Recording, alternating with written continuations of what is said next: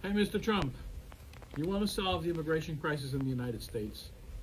Well, listen to people like me. I'm an immigration lawyer for over 43 years in New York. And your policies are ridiculous. The first thing you need to do is stop listening to Stephen Miller. It's outrageous what's going on. Your ICE people are arresting American citizens. They're arresting parents of children who are in the military. They're arresting people 20 to 30 years in this country who pay taxes, have no criminal record, have steady jobs, have been contributing members of society for many years. You are destroying families, destroying them, slowly but surely, and it must stop. You wouldn't want your family destroyed like you're destroying other families, would you? I don't think so. What you have to do is bring back Section 245I of the Immigration Nationality Act. That law sunsetted April 30th, 2001. You must bring that law back. Change the cutoff date from April 30, 2001 to a more current date. Something more recent that would make sense.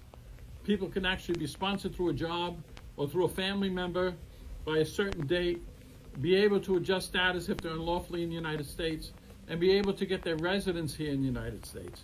And they can pay a fine like they've done in the past when that law was in effect.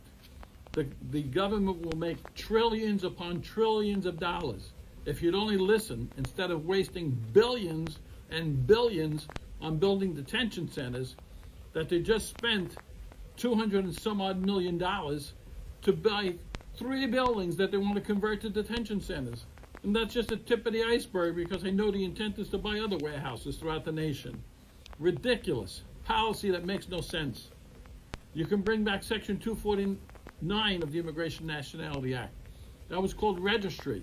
The cutoff date was January 172. Change the date. Cutoff date, instead of it being 1972, make it 2002, 2022. It has to make more sense. And then any people that were here before that time can apply to adjust status in the United States. Pay a fine, pay filing fees. The government will make trillions.